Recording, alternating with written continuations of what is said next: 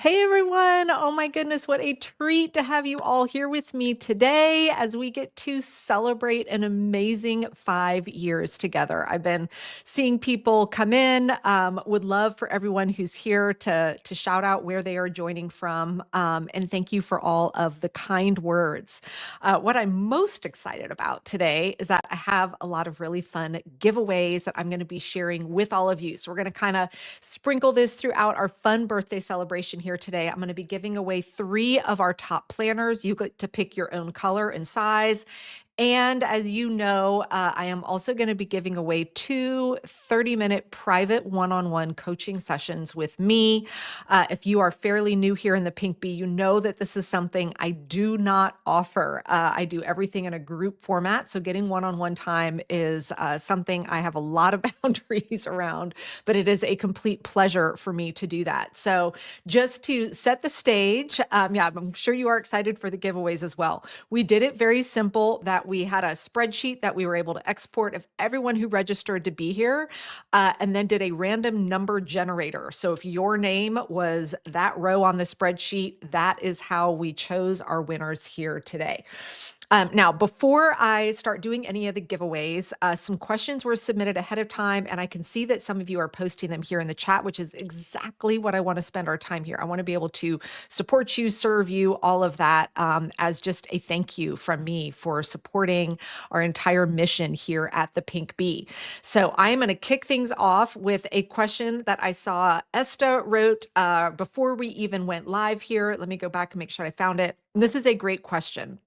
So Esta asked, while I understand about shutting off phone notifications, I'm concerned about doing so because I'm a pastor and I need to be accessible for emergencies. Help. So if you have been following me for a while, you know that I take very seriously how important it is for us to get our phones programmed in such a way that they only interrupt us when it's something that we have deemed an emergency, right? I don't want my phone making noises all day long. So Esta, to support you with that, what I would do is, like what I have set up on my phone is I have determined which phone numbers are important enough, which contacts are important enough to interrupt me no matter what, right? So, if my daughter's school calls, my phone is going to ring, even though my notifications are off. Same if my husband is traveling. If he were to call me, my phone would ring. If my parents do, it does, right? So I have put the controls in place to decide what is deemed an emergency. And so that is something you can very easily just go out on YouTube and search based on your phone how to set that up. Now, as a pastor, you may be saying, well, I need anybody in my congregation needs to be able to contact me at any time with an emergency. And in that situation, I would actually explore getting a free Google Voice number. And that could be a number that people have for emergencies so that there is a different path to you for an emergency notification or phone call versus general information. So I hope that you found that helpful. All right. Hello, everyone. Jocelyn, Jean, Janet, Kathy, Marjorie. Awesome. Dawn, good to see you here. And I love that Kim is here locally in Cary, North Carolina with me as well. So let's go ahead and do a giveaway, and then we're going to keep going through some of the questions that came in here. So our first planner winner. All right. And in order to claim your free prize, you need to email us in at team@MeganSumrell with your mailing address, and we'll get you the info for how to claim your free planner. So our first free planner is to Ashley Boyd, Ashlee, Ashley Boyd. So congratulations, Ashley. Now there is a catch with this. You need to contact us within 48 hours. All right. So if it's 6 months from now and you're like, I'm ready for my planner, we're always monitoring stuff with inventory. So congrats to you there. All right. So Beverly is asking a question that says, when you began the Pink Bee, did you start with your course or did you try to gain an audience first through social media or an email list before developing the top program? I love that question, Beverly. And I want to take a couple minutes to kind of share the backstory of the Pink Bee here and kind of how the business has grown and evolved over the last 5 years. Especially if you too are watching this and you are a business owner. I know it can get kind of exhausting sometimes when it seems like all we see presented on social media and other avenues out there are these like overnight success stories, right? Things where someone's like, "Oh, I built this thing and then I emailed it and I made $100,000 and I did it all in a month." That's not the norm. That's probably the 0.00001%. My story is not a story like that at all. But where we are here today is something I'm incredibly proud of because of how we got here. So I never knew that this would be a business that I would be starting or launching or developing. And the top framework, which is, the basis of my core program, all things time management, organization, and productivity, when I first built it, I didn't know that I was building something that would turn into a business and be a framework that I would be teaching others. I built it out of a personal need. So we're going on about 12 years ago now, where I hit a wall between juggling my career, a toddler, home, parents, family, all of that. And I was drowning. From the outside looking in, everything looked pretty great. I was a pretty productive person, stayed on top of things. Things weren't falling through the cracks. But on the inside, it wasn't good. My entire life was built around checklists, to-dos. I had completely lost myself. I didn't even really recognize myself when I looked in the mirror anymore.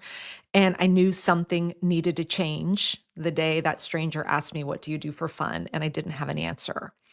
So I set about finding a system and solution for myself to make sure that Megan, me, showed up again in my calendar because I was missing from there. My entire life was in service to all the roles that I played and not myself. I spent I was going back through old journals and stuff. I spent almost 4 years building what is now the top framework for myself. This was not something I was like, well, let me just try this. I pulled from over 20 years of all of my training and education in the job that I had around process improvement, project management, lean practices, practices from the agile community, old time management frameworks I had taken through Franklin Covey and others, and really saying, digging into what is it that's not working here. I also did a ton of research around what is going on in our brains, like true neuroscience of what happens when we're in overwhelm. Why do we behave certain ways, like learning about procrastination, all of that. And so I spent a good 4 years building this framework for myself, strictly out of a personal need. One day I was doing a talk at a women in tech conference, and the women and I were chatting at lunch, and they finally were like, well, how do you juggle it? Because at that time I was still in corporate. You guys may not know this about me, but I actually had a thriving network marketing business as well that I was, a side hustle that had gotten large, and motherhood. And so I kind of told them, a little bit of my backstory. And so they asked if I would teach them how I was managing my calendar and doing all of that. So I put some thought into it and was like, well, is this something I think I could break down into a framework and share? So I agreed to do it for them if they agreed to actually show up and give me their honest feedback. Well, long story short, they loved it. Their lives changed. I loved watching their transformation. And I knew this is what I want to do. Like, I am passionate about this. Now, the interesting thing is I was already starting on another entrepreneurial journey. Some of you may know that I was the co-founder of a software company, and it was a CRM specifically for network marketers. And I really thought that was going to be my path. And I'm like, but I've got all this time management stuff I want to teach. So I would occasionally share some of it with inside of that, framework. And when COVID came around in 2020, it shifted a lot of things for us with the software company, and we ended up sunsetting that company. And so that was in May of 2020. And that's when I had to make the decision of, am I going back to corporate or am I going to build a business of my own? And I knew my heart was in this. So that is what kind of is why I call this the beginning of the Pink Bee, was that May of 2020 when I had to make that decision to build this business or go back into my corporate life. So at that point, I had already started, since I had been teaching this kind of individually and in groups. A couple months before that, I had built out what was the first version of the top program, which looks nothing like it does today. I had 100 people asked to come learn about it, and I sold one. Like I said, this is not an overnight millionaire success story, right? But I served that one person really, really well. And I knew that the system worked because the women that I had been working with in cohorts were having a great success with it. So in that May of 2020 is when I then went through, rebuilt the entire program. And I honestly, what Beverly was asking, did I try and gain an audience first through social media or an email list? I already had some following on social media from the software company and from having been in direct sales. And I was always sharing productivity, tech tips, time management tips. But I did not have an email list. I started from ground zero. Promoting on social media for events that I was holding, and then people would sign up to come, and then that is how they would join my email list. So it really was starting from zero. Now, it was all me for the first year in business. I played all the roles in the Pink Bee. And then you all know the amazing Taryn. She actually joined me initially as to manage my social media, and she was working for an agency. And so that's how we first started to work together. And so it was myself doing everything and Taryn managing social media. And then after a year, she left that agency, went out on her own, and started playing a bigger role here in the Pink Bee. And 2 years later, we brought on 2 more team members. So it is now myself and Taryn and the amazing Shaylee, who now manages social media, and Naleen. We are all working moms, which is something I'm really proud of. And both Shaylee and Taryn homeschool as well. And the common theme that we have with all of us is we practice what we teach here at the Pink Bee. Now, a lot has changed since May of 2020, right? I am proud to say we are a 7-figure business. Again, was it an overnight success? No, it was not. Remember, I sold one. But everything that we do here, we do with intentionality to make sure that we are only doing things for the business that ensures that we still get to show up on our calendar, right? I watched a lot of other women start businesses when I did who grew a million times faster than I did. They went all in. They were working 80 hours a week. They were working late at night. They were working in the morning. Early mornings. And it was hard to be on calls with these women who were sharing incredible success. And I was moving very, very slowly. But what's interesting is now on the backside of it, 5 years later, a lot of those women I've stayed in touch with, and many of them have opted to shut down their businesses, or they've taken a year sabbatical, or they're pausing for a while because they all hit burnout. They built something that they just couldn't sustain. And here we are 5 years later. We have grown in both, our revenue has grown year over year over year. For the first 3 years, it more than doubled every year, with our profit margins staying the same. And most importantly, I still love what I do. I am not burnt out. I don't want to, burn it all down. I don't feel the need for a sabbatical. And I really attribute that, a lot being older than a lot of my counterparts that were starting businesses with me. I did that. I did that in my corporate career. I slept at the office sometimes for 3 days before going home, back in the whole .com world. And I knew that that was not something that I wanted to go back to. So that's kind of a very long-winded answer, Beverly, but I thought it would be fun to share a little bit of the backstory here at the Pink Bee. And I just want to let people know this, because if you have a desire to do, maybe start your own business or whatnot, and you're feeling like you're not as successful as other people, um, trust me, you're never getting the full backstory, right? And I'm always encouraging people to do it on your terms. Build something that works for you, because then you'll be able to enjoy it for the long haul. All right, another question came in from Michelle McKee, is asking, how important is the time audit? I seem to be stuck trying to complete one. My days are so different. So when you join my top program, the first thing we do is I encourage everyone to do a time audit, because we need to see the realities of our life before we can start to make adjustments to how we plan and manage our time. So I do believe it is a really important thing to capture. And chances are, if you're seeing my days are so different, that's exactly what we want to see. Now, once we've done the time audit for a week, the important part is then the second module in the program, where then we go back and look at, okay, now how do we analyze the time audit?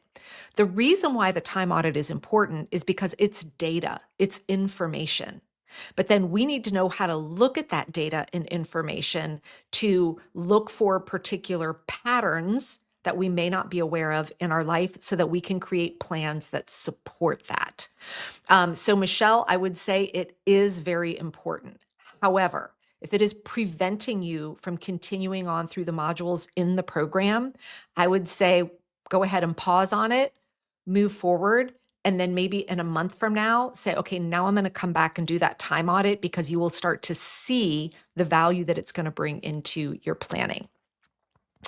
All right, Ellen is saying, I'm having trouble figuring out where to put some of my One Notebook things when I go through them on Fridays.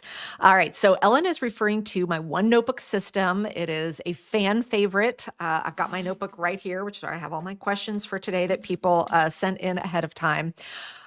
So here's what I would say. If you have certain things where you're like, I'm not sure where they should go, leverage a tool that you're already using and just say, I'm going to put it there for now, in case, until I might discover that they belong somewhere else. So for example, maybe you've got, like, I have random quotes sometimes in my notebook. I'll read something or hear something, I'm like, oh, I love that. I'll jot it in there. And at first I was like, well, where should I put these quotes I like? I can't think of anything. So I thought, well, you know what? I use Trello a lot. So maybe I'll just have a Trello board for inspiration, and I can just put all my quotes in there. Over time, it ended up moving into a Google document. And then that's a place that I can easily one click anytime I need inspiration. So pick something you're already using and then go ahead and repurpose it for that. All right, let's go ahead and do another giveaway here. We're going to give away our second planner. All right, so remember, if you are a winner, you just need to email us in at team@megansummerall.com. Let us know that you're a winner, and we will get you info on how you can get your free. I've got some samples back here. Those are the smaller top planners. You can get a bigger one too if you want. So our second planner winner is Terry Vapenik, Vapenik. I'm sorry if I'm mispronouncing it. Congratulations, Terry. Let us know if you're on live so we can cheer you on as well.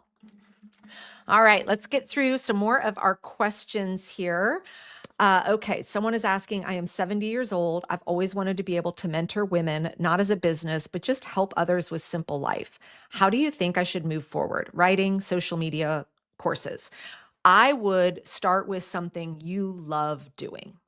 So, if you love to write, then I'd say start with that. Create a blog, right? If you're like, I don't like to write at all, I prefer to, talk, train. Well, then I'd say lean into that and maybe start a YouTube channel where you could put videos and get content out that way, right?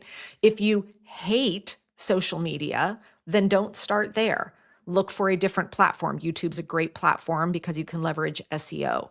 So my advice is always to start with the area that you like. So for instance, with me, I've done a ton of training over my entire career. I used to teach a lot of workshops in my corporate life. I love it. I enjoy teaching and training in live audiences. I took a lot of courses myself on how to effectively teach. So I knew for me, starting out, the number one place for me to be was to create a course, because that's something I love and I could do it all day long. Eventually, I added in writing. I did not start there because that is not, that's not what I gravitate towards. So pick what you love and start with that. Okay, Stacy's asking, do I ever hire and are my jobs remote? So yes, again, as I mentioned, I do have 3 contractors here on the team and we are all remote. So if there is the need for additional hires here, we typically, I post it out on job posting boards. We're currently not adding anyone onto the team. But I think we're a great example that you don't all have to be co-located. So I'm in North Carolina. I've got a team member in Florida, a team member in Utah, and a team member in Buenos Aires. So we are in, well, at least 2 of us now are in the same time zone, but we are in 3 different time zones and we all work remote. But we leverage an incredible project management tool called ClickUp to run our entire business. All right, let's see. Catalina is saying, how do you organize your repository of info as I end up with endless doc sheets, PDF of courses I love, and end up not being efficient? So organization is a question I get a lot, right? Where people are like, okay, so how should I organize it?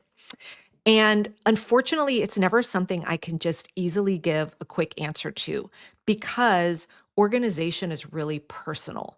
Everybody organizes things differently. And I know I've used this example before and I've been training on organization.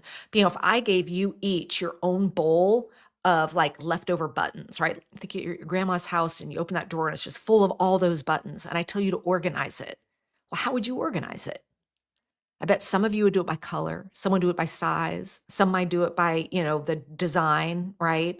None of those are wrong. They're all just different flavors of organizing.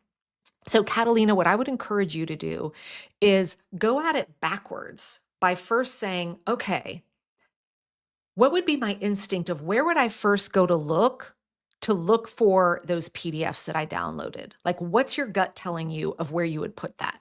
I know when I ask myself that, I'm like, I'd probably put it on Google Drive somewhere, right? And your answer might be, oh, I'd upload it to Dropbox, whatever it is, whatever your first instinct is of like, that's where I'd go to look for it. That is a sign that that's probably where you want to put that information. All of my types of PDFs, documents, and everything, I personally use Google Drive. And what I love about that is even if I mess up on my folder structure, I can search the whole thing really, really easily. And so I love the power of a tool that's going to let you search to be able to find what you're looking for. But kind of reverse engineer it and ask yourself, where would I go to find this? And then that's probably a sign that that would be a great place for you to organize it. All right. Okay. Karen is asking, how did you come up with the name, the Pink Bee? I will give you kind of the short version of this. I always have loved the color pink. And I had 2 moments early, like right out of college that hit me hard. One was I was going for a job interview. I was in a job I did not like. And my roommate at the time, I was heading out the door to go for my interview. And I had on the very typical black suit, black pantyhose. Yes, I'm that old. And I had a light pink blouse under it. And as I was walking out the door, my roommate, she's like, you're not wearing that, are you? It's like, yeah. Like, what's going on? Like, did I have a run in my pantyhose? And she's like, they're not going to hire you if you're in a pink shirt. Like, no one will take you seriously. Now, unfortunately, I think I was 22 at the time. 22-year-old Megan is not the Megan that's of today. And I went back and I changed, put on a white blouse. And I wished I hadn't.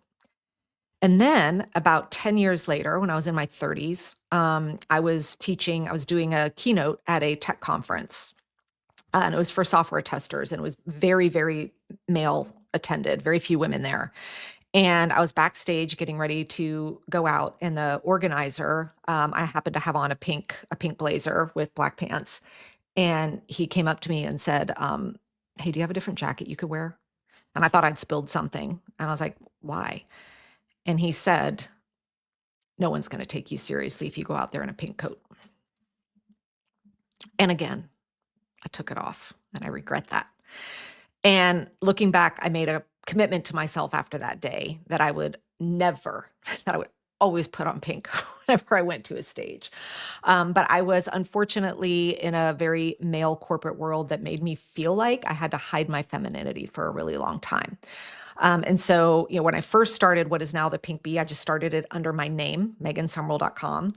And then when I saw that we were actually like building community and we were getting momentum here, I was like, you know what? I really want this to be bigger than just me. And so I was thinking about what to name the company. That software company that I'd co-founded that we shut down, the bee was part of that company and it meant a lot to me. And people would send me bee stuff all the time. And if you go research what it means, like all the aspects of a beehive and how the queen bee and the drones work together, it really mimics a lot of what I want with the community that I build here at the Pink Bee. And so when I was deciding what to name the business, that is why I pulled on the bee had become part of my identity that I loved, and bringing in the feminine side of planning, which is what I'm all about. So that is how I came up with the Pink Bee. And again, another example of not doing something the way you want to do it that sits for you. I had a lot of people in the business community tell me it was a terrible name. Absolutely don't name your company that. It breaks all the rules. But I did it and I don't regret it. So again, right? Always do what feels good to you. Okay, Kelly, let's see. Kelly is saying, is it okay if right now for my health context and capacity, I feel best doing loose monthly and weekly planning while ultimately figuring out one day at a time, keeping those priorities in mind? Kelly, you know me, and you know my answer is always going to be, if it's working for you, then do it, right? If you have something that's supporting you in your current stage of life, keep doing it. It's when things aren't working is when we need to like kind of regroup and say, hey, what's going to make sense for me? You're still doing the planning, but what you're actually doing and not realizing is you're planning for more uncertainty than you typically would, right? So you just may need more uncertainty time on your weekly plan than I do, but it's still honoring a planning system. All right. Dawn is saying, oh, interesting question, Dawn. In the early stages, especially working alone, did you ever feel it was too much, didn't know what to do first, next, and consider quitting? Yep, every day. No, okay, not every day. I'm exaggerating. Absolutely. And guys, I will be honest with you. There are days where everything goes wrong, even today, right? And at the end of the day, I'm like, I'm done. And I know I'm not, but I still feel that. I think it would be an absolute lie if anyone ever said that they never felt that way. And there were days I absolutely felt overwhelmed, right? Because it was all me. And there were days I had to make really hard priorities of, okay, well, I got to get the podcast out, but then that means I'm not going to have anything go out on social media today. Oh, well, right. I had to pick and choose. And there were times where I built something in the business and later changed it because it was too much, right? So always give yourself permission to change. In the early stages of the top program, I would run it in cohorts, which looks very different than now. Right now, anyone can join the top program any day. In fact, we've had, I think, 3 new people join today. But when I was first building it, I would do it in 6-week cohorts and then do one like live teaching and then one-on-one calls with each member of the cohort every other week. And after doing that 3 or 4 times, I was like, I can't do this, right? And so I had to change the structure because I knew I was like, this is not in alignment. This is tapping me out and I'm not able to serve and show up the way that I want to. So yeah. And we're always shifting and changing. And I think that's part of staying in alignment to yourself, right? Yeah, no, the business is not burning down anytime soon. All right, Martha's saying, great to have someone explain things the way our brains work. I tell you, it's been, the most recent book I read is called The Female Brain. And again, I'm always learning more and more about this. And it just helps highlight so much why our needs for time management are 100% different than our male counterparts. It's not right or wrong or better or worse. They're just different. All right, let's give away our third planner, and then we still have our 2 private coaching sessions to go. All right, so our third planner winner, again, you just need to email us into team@megansummerall.com, is Janet Hay, Hay. So Janet, congrats on winning a planner. Email us in, we'll get you the scoop to grab that. All right, let's see. Darlene says, "Hi, Megan. I truly believe your time management program works, but for the life of me, I can't stay on track with it. Do you have any suggestion for people like me?" You're not alone, right? I mean, even I have enrolled in programs that I've had a hard time staying, keeping up with.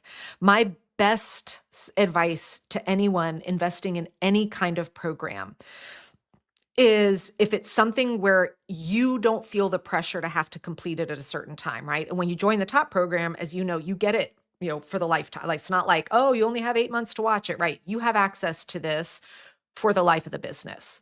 So what I encourage people to do is to take a step back, look at the realities of their life and say, okay, how much time am I truly willing to commit to going through this program each week? And it might be, I have 1 hour. Right? And that's okay. There's no wrong answer. It's just the right one for you. Then, looking at your calendar, you need to say, when with specificity am I doing it this week? And actually create the appointment with yourself on your calendar for the program and label it that way. I'm in a program right now that actually does have a date deadline. So I know I need to get through it because I'll lose the content. And so I have 2 hours every week that are put as appointments. Sometimes it's broken up into 4 30-minute chunks. Sometimes it might be 2 hours. It looks different every single week.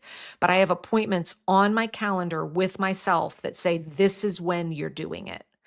Because with programs, it can always be like I'll do it in the morning or I'll do it as soon as I have a quiet day. It's never going to happen. Other things are going to come in. So treat it as if when you make that appointment on your calendar, what I like to think of it as when I've invested in programs is like pretending I'm getting in my car and driving like to a college campus to sit and listen live. You would be there, right? They don't record those things. It's show up or don't be there.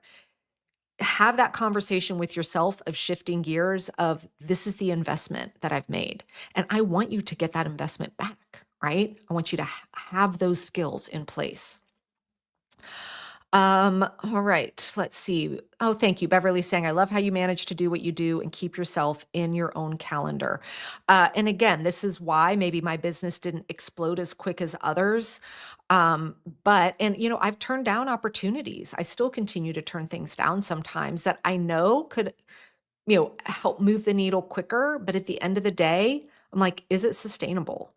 And the good news is, and I believe this for everybody, if you're making decisions based on your core values and your alignment, you're never really going to miss out. There isn't a punishment for that, right? I'm not losing out. I'm gaining the fact that I'm still here 5 years later, loving what I do, right? And this is why I am so passionate about making sure everybody else sees that that is possible. All right. I'm coming back through. Okay, good. Everyone's saying one notebook game changer. That is a fun one. All right. Elise is saying lately I've been struggling to balance the open trainings I really value with my schedule. The calls are important. I plan to show up live and prioritize them. Yeah, I would say if there is, I'm not sure if there's a question, but I love that you're sharing that. Like, same with the training I'm in, there is a live call component. I'm mapping my week around it. Actually, as soon as I joined the program I'm in now, I had to go through and like reshuffle appointments because I know being on live is when I'm going to show up and get the work done. Oh, sorry, there was a second part to your question. But during my busiest season these past 3 weeks, I found myself questioning if I should spend that time differently, even when I've set clear boundaries and planned ahead to attend. Elise, yeah, because you're saying you rarely watch the replays unless you're encouraged to do so. If there is something where, again, season shift and I'm like, oh, I can't, right? Other things are competing for my time. Showing up live is not something I can do. I will schedule time in my calendar for the replay. And depending upon the platforms people use, oftentimes you can watch the replays at a faster speed. So sometimes I'll intentionally choose to watch a replay because I know I can get through it faster. So that's another thought there. I'm sorry, Elise, I should keep scrolling. There's so many pieces to this. Let's see. But for open calls, it's harder to know if it's a priority when my schedule feels tight. Maybe it's just a seasonal challenge, but I felt this across different spaces and types of calls lately. Do you have advice for when you need to pivot, but still want to honor these appointments that really matter to you? So Elise, first of all, it is Maycember. I mean, I looked at my calendar for next week. It's already giving me a heart attack. This is common this time of year. And there are times when I will say, for this month, I'm shifting priorities to X. And then next month, I will come back, right? And that is 100% an approach that a lot of people will take. Now, if you are saying, but I really want to honor those, then that means if there's other stuff coming in, then there needs to be a no somewhere else. And I know this probably isn't the answer that you want to hear, but I get flavors of this question a lot where people will basically be saying, hey, I'm in a season of life where now um, I've said yes to so many things and so many things are competing for my time. Megan, what do I do? Like basically what they're asking is, how do I create a plan that allows me to do 30 hours of work in a 24-hour day? It doesn't exist, friends, right? You can create efficiencies. You can lean on a few hacks and tips to try and do things the most efficient way possible so you're not wasting time. But if things are feeling tight, if there are more things coming into your schedule, then it's a priority decision of what is it you are not going to be doing anymore. And it doesn't mean forever. It can just mean for right now. Like when I have those things, the first thing that goes is like chores, house chores. I'm like, well, then you know what? My house can just get a little messier for a couple weeks and then I'll regroup, right? It's not forever. It's just for right now. And I think when we can approach it that way and go, okay, I just need to make some temporary shifts, that's all right. Like I will be shifting into summer mom mode soon, which means a lot of things get the pause button for 2.5 months until the school year starts again. Do I love it all the time? No, but I know it's only temporary. And then I can reshuffle priorities again when the calendar changes again. Oh, good. Jenny is saying I introduced her to Trello. Now 3 years on, and I have so many cards, I feel overwhelmed. Any tips on how often you manage it? Do you delete archive often? So, Jenny, because any tool that you're in on the regular, I am always cleaning up, archiving, deleting. So if you want to have, if you feel like it's just kind of spiraled out of control, then that's something I would add to your weekly planning checklist or monthly planning checklist and say, hey, I'm going to spend an hour every month or whatever you choose to actually just go in and do some cleanup work. Like I do that with digital organization. I do a little digital cleanup. I actually do it every week for about 10 minutes. It's that way things don't spiral out of control. All right, Karen is asking, is there a reason I chose Google Drive over Dropbox? Simply because with the business, like we have a Google business account. So everything was already like, I have Gmail. So it just made sense to just stick with the Google platform because that is what we use here at the business. So anytime I can minimize the number of tools, I always do that. So that's why I chose Google, because we use Google Docs, Google Sheets. Again, we use Google Suite for the business. So that's what made sense for us there. Let's see. I'm scrolling back through. Let's see. Brittany say, makes sense why I don't generally offer one-on-one coaching anymore. I do offer VIP days, not often, but I do offer days where people will come and spend the entire day one-on-one with me, where we build out with their tools the entire top framework. I offer those based on my schedule and when I have space that supports it. But again, I do those with caution. You may not believe it, but I actually am an introvert. I am an empath, very, very much. And so it takes a lot, and I have to recover from those when I do those. Not because I don't have a great time. I love them, but I know what my emotional capacity is, which is why I don't do that much work. That's how I can continue to show up every day. If I were doing everything one-on-one, I would probably burn out really quick. All right. Yeah. And Cheyenne, you're saying you want to do the top program. You can't afford it right now. This is why I do. There's so much content I do for free, right? The podcast, subscribe to the YouTube channel here. We drop trainings here every week. This is why I really want to try and serve as many people as possible. All right, Kat. Hey, Kat, good to see you. What is my top productivity tip? Many of you can probably guess what I'm going to say, but my number one tip for staying productive. And again, I want to frame this with my definition of productivity. This is what I teach as being productive, is this: getting the most important things done in a stress-free way. I repeat, getting the most important things done in a stress-free way, not getting more done than my neighbor, right? And so my top productivity tip to get things done in a stress-free way is to do your weekly planning. And I know it's probably not what you wanted to hear. I don't believe there are hacks. When you think about it, a hack is like something you cobble together. It's not sustainable. It's not long-term.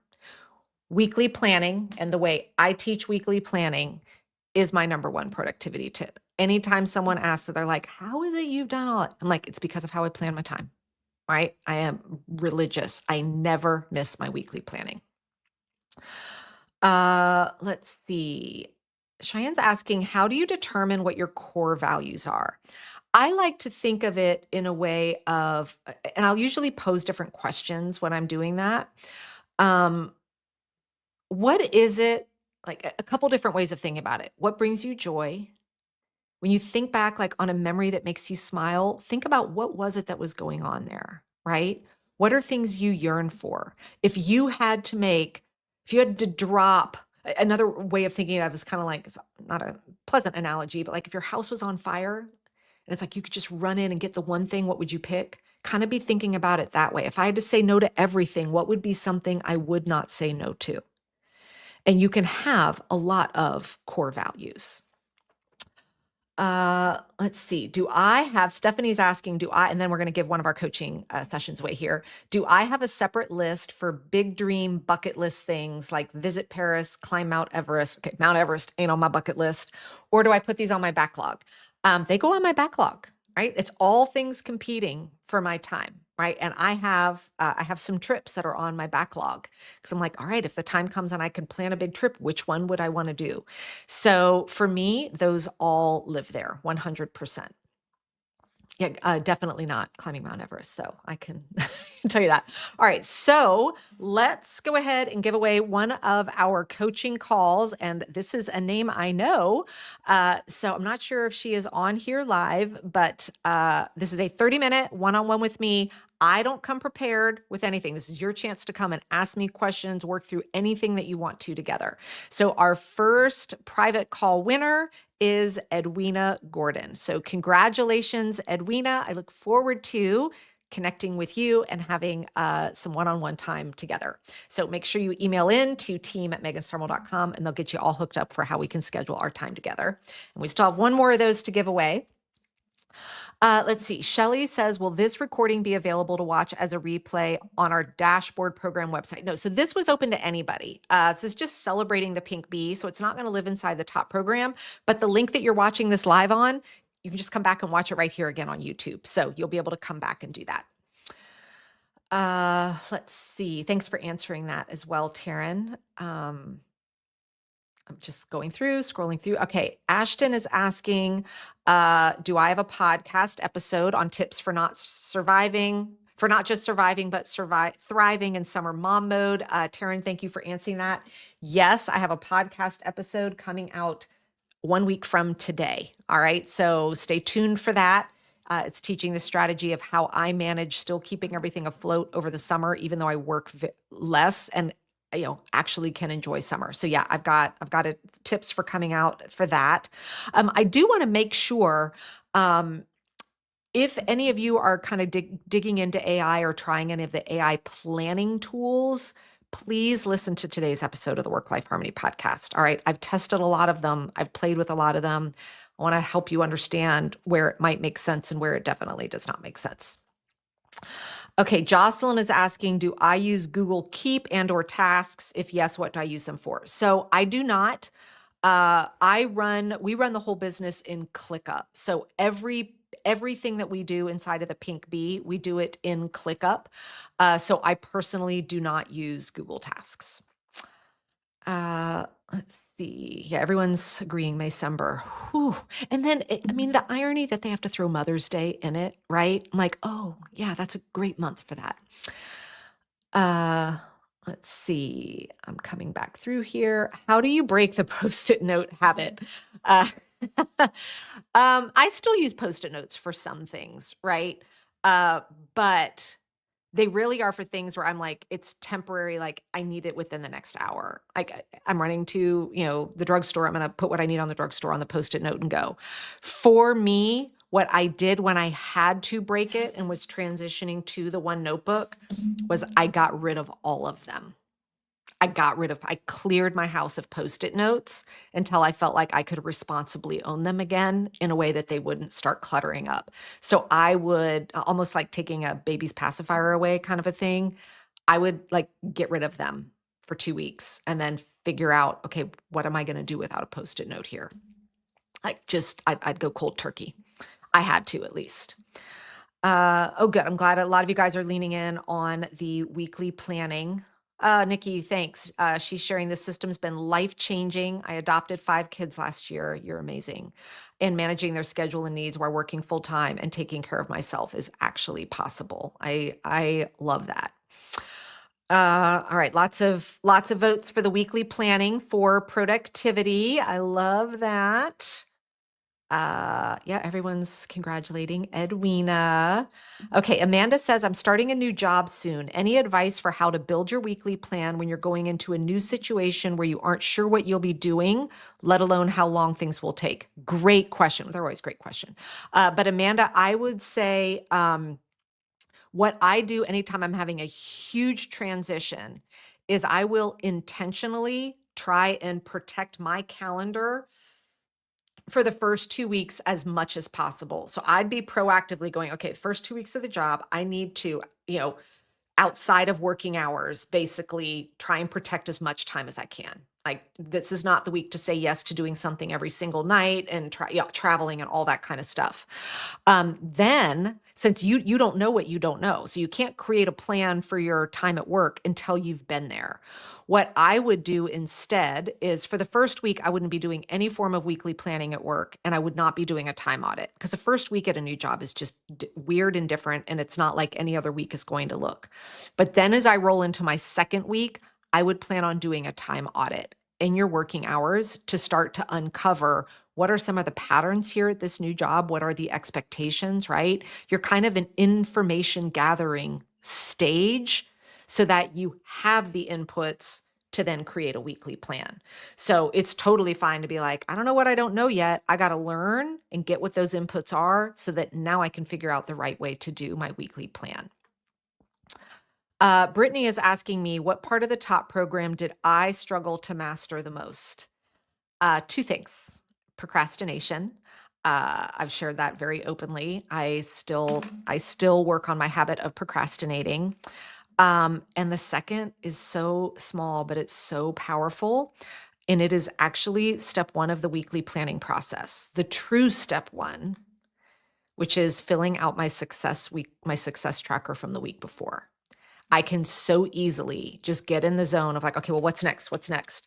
That I'm not, it is not instinctive. It is not a habit yet for me to pause and reflect on the previous week and assess what went well, what didn't.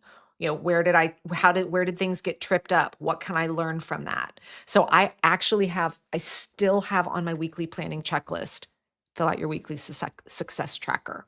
Because if I didn't see it there, I would skip over it every time. And I notice there's a difference when I don't do it. So I know the importance of it, but it is something I still have to have reminders for myself to do it, even though it's right there in my planner, like the page is right there. But you asked, I answered. I love that. Lisa's saying my Trello training alone is worth the price of admission. Please do more tool training. So I've been getting my email box has been blowing up about Trello over the last couple weeks. If you guys use it, you see there, some of you may have the beta version. And I was like, have you checked out the beta? When are you updating? I will not record any Trello trainings or any software training while the software is in beta because we don't know what they're going to ultimately land with. So once it's out of beta, which it's supposed to be by the end of this month, then I will be assessing all the changes, deciding what makes sense for me to add into Top for Trello, and we'll be adding any necessary videos there. I hesitate to do too much software tool training because software changes all the time, right? And the core training of the top program is the top framework, right? There are lots of tools that you can use. I do not want to become a tool trainer because I will spend all my time re-recording videos every 3 months as software changes, right? And I could never cover every tool that you all choose to use. That said, most of the tools that I recommend and play with, you could get exactly what you need in a 5-second search on YouTube, right? How do I do blah, blah, blah in Trello? I guarantee you, you'd have 10 videos right there waiting to show you exactly how to do it. So that's why I like to do more of the high level tool training, show you how it fits in with the top framework, and then where it makes sense, I'll do a deeper dive. But it's always a little hit or miss with tool training because it could become a full-time job, constantly updating it every time they make changes. All right. Oh, good. Elise was saying my AI advice on our last top call was helpful. I am so grateful for that. I used it to plan my Mother's Day brunch menu, and it built the whole shopping list for me. It was great.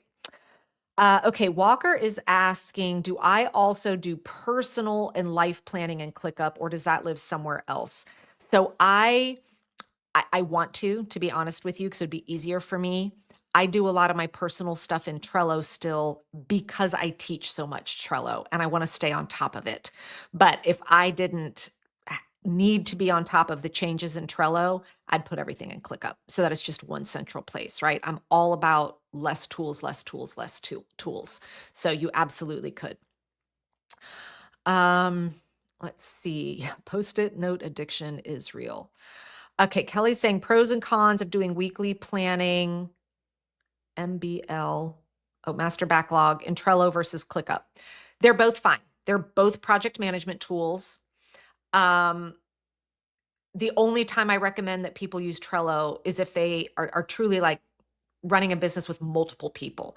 If you're just using it for yourself, it's just I'm doing my weekly planning and managing all my information just for me. You don't need ClickUp. Like I ran the Pink Bee out of Trello for 2.5 years before we moved to ClickUp. All right. So for personal use, you do not need ClickUp. All right. Someone's asking that they have Tasha's wall calendars. I love her wall calendars. And now I have the space to put all 12 months up at the same time. When do you date yours? Beginning of the year or the quarter? Or do you race the end of the month? I actually just did a little story of this the other day because I was actually going up and doing it. I'll flip my camera around real quick. I have all 12 months up at all times. I do not at the end. So like at the end of May, I will not go erase May and program it for next year because I'm not needing to put anything out for May of next year. So I will typically let several months go by and then kind of erase that chunk of months and redate them for the next year. And I just do it based on when I'm finding I'm now needing to start to plan that far ahead. So actually at the end of May or at the end of April, so just a couple weeks ago, was when I went and wiped January through April. And now my January through April is for 2026. So I find for me, I tend to do it about every 4 months. I certainly don't need to do it at the end of every month. So I just think it's easier to just kind of wait till I'm like, oh yeah, I am kind of needing to plan out at that point now. So then I'll go do a chunk of months at a time. Let's see. Beth is asking, when you are using ClickUp, do you use it for your social media? Yes, we plan all of our content through ClickUp. My social media manager maps out every single thing that's going in social media. She assigns me the stuff that I have to do. All the assets are in there. Everything is in there. And that's actually something we're teaching in our top operations course. They're getting all of our templates for that. Let's see. Okay, Jody's saying, I know you have a planning system for students coming out late summer. Yes, I do. We're super excited about that. We're launching the Top for Students planner and program here before the new school year starts up. Will it work well for homeschooled students, or do you feel they need more structure, being they have more flexibility?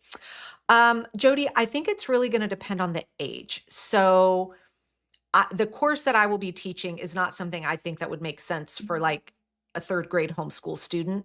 It's really designed for more the middle school through college years where you are now juggling multiple teachers, multiple assignments, and needing to learn how to plan and manage that, right?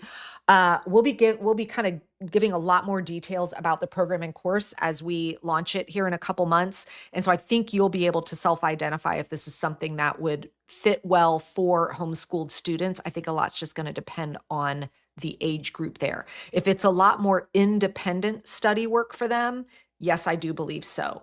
But if we're talking homeschooling, 5, 6, 7 year olds, no, I don't think it would be overkill. You wouldn't need it for that. Let's see. Why do I prefer, Wendy's saying, why do I prefer Trello over To-Do? I've been using Trello for years and I played around with To-Do. What I have found is people, the women I teach, right? When I teach Trello, the feedback I've gotten is that it was much easier for them to learn it. And so it tends to be a tool that people feel like if they consider themselves not tech savvy, they feel very comfortable onboarding onto Trello. And so because I have built templates and all of that in there now, and I see it continues to work, that is why I continue to train on it. Doesn't mean you have to use it, right? As I always tell people, if you have a tool you like better, go ahead and use it. All right. Lisa is asking, how do I deal with really strong resistance? Resistance to what, I guess would be my question. Yeah. Lauren is asking, what is the most surprising thing from the start to now, 5 years, celebrating the Pink Bee, and what am I most excited about for the next 5 years? Oh, good question. What has been the most surprising thing? You know what? I'll tell you what the most surprising thing has been. Over the last year in particular, we've had a large influx of people, women kind of getting into retirement, empty nesting, like they're all of a sudden their calendars are expanding. And it caught me off guard, the number of people that are arriving at that place finally where they find, this is where I've been heading all this time, right? This is what I wanted. Finally, the time is mine. And now they're like, I'm paralyzed and I don't know what to do. And seeing the impact that learning the way I teach for time management before you get there, the impact it's having on people as they're arriving now who are sailing into that season of their life, like joy filled. And it's almost like, shoot, I have to say no to things and I don't want to. So when I first was building this and teaching it, it was really for like the here and now moment. And it's been a joy and a surprise I did not see coming to see the impact that it's having on people as their calendars start to quiet. And I love seeing that. It's been really meaningful. And I would say what I'm most excited about for the next 5 years, world domination.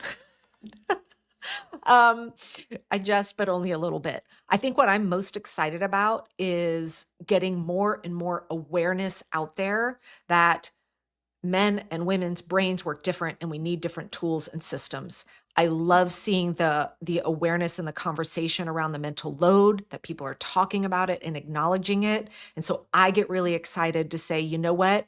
This is an area that I get to come in and shine that light. And instead of trying to shove a square peg into a round hole, to go, yeah, we're different. Isn't it great? So now let's have different systems. So I just get excited that I think there's more awareness and conversation around that. And I'm excited to be a part of that change. All right, we are rounding out the end of our time here. All right, I'm making sure when is the next one notebook? We aren't doing another one this year, but you can watch the replays. So you can go to megansummerall.com/notebook and you can grab the replays from the last one notebook challenge and go through it at any time. Oh, good. Renee is saying she's loving the top operations course. We are loving doing it. Just recorded some juicy content for that yesterday. Yeah, Jody, I think that your kids age 15 and 17 could really benefit from that. So yeah. All right, guys, we have one more coaching session to give away. I'm just scrolling through to make sure I didn't miss any huge question, but I want to honor everyone's time. Let's see, a link for the wall calendar. Cindy, if you just go to kaleidoscopeliving.com, and I believe you can get a coupon on the wall calendars if you use the coupon code Harmony. So if you just put in the word Harmony when you check out, it'll give you a little discount on those wall calendars, but you can go right to Kaleidoscope Living's website. Okay, Beverly, I'm going to answer your question. Then we're going to give away our last coaching call. What do I see as the most important weekly tasks to be consistent for business? You're not going to like my answer. It totally depends. It depends on your business, right? So the weekly like me saying what one of my most important weekly tasks is would not make sense for other business owners, right? I would say what you need to think about with it is, what is your goal in your business, right? And what do you believe is the thing that will have the greatest impact on getting you there?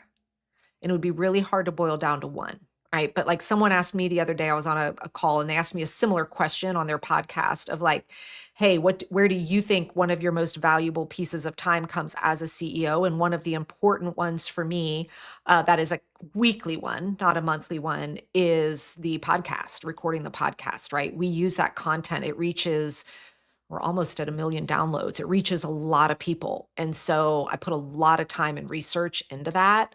And it is content that continues to serve forever, right? And we pull from it in lots of places. So that was one that I shared because that also is something only I can do.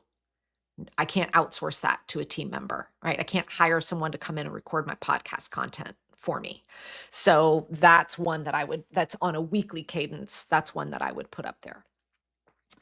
All right, so let's give our last one-on-one coaching call away. And again, thank you guys for being here to celebrate with me. I was like, it felt, when you work from home alone all the time, it's like, this is a big milestone. And I was like, it feels kind of sad and lonely. So that's when I was like, we're going to celebrate the 5 years here together. And I do want to give a huge shout out. Taryn is acting as me in the chat, answering your all's questions. But Taryn, we would not have this business without you. Thank you, my friend. Happy birthday to you too. All right, so our last one-on-one call is going to, drum roll please, Alita Hall. So Alita, congrats to you. I look forward to catching up with you, answering all of your questions, supporting you. So make sure you email that in. Yeah, Beverly, not many businesses last 5 years. So we are now with where our business lives with our metrics of revenue and years and all of that, we are now in the top 2% of women-owned businesses. So pretty proud of that. And I wouldn't have any of that without you all either. So let's keep celebrating. Let's keep rocking all things time management, organization, productivity. Yes, I'm glad that you will still be here when we celebrate in 10 years, right? 5 years from now, when we do our 10 years, we will celebrate again. In the meantime, happy planning, friends. Don't forget to do your weekly planning. Thanks so much, everyone.